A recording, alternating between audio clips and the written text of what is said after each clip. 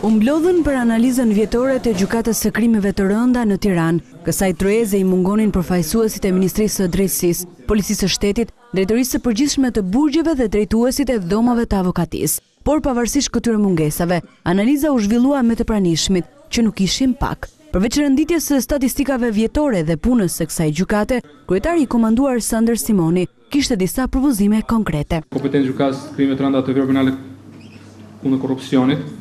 Shohim që kjo vepër penale apo ajo vjedhje me armë pasojë vdekjen.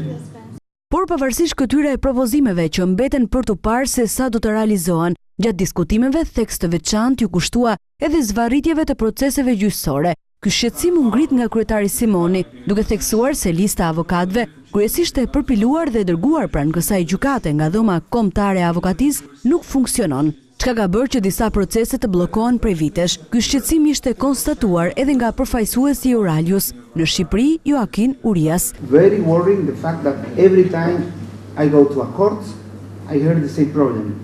The cases have been delayed by practices which are never prosecuted internally by the Chamber of Lawyers. Ky lloj problemi unë dëgjoj sa herë të shkoj në çdo gjykatë, domethënë sa herë të shkoj në çdo gjykatë, unë dëgjoj për çështje të cilat shtyhen sepse avokatët nuk vinë. Për këtë shqetësim ishte njohur edhe zëvendës kryetari I Këshillit të Lartë të Drejtësisë, zoti Elvis Çefa, që kritikoi ashpër avokatët, ndaj të cilëve sipas tij do të merren masa disiplinore me ndryshimin e ligjit.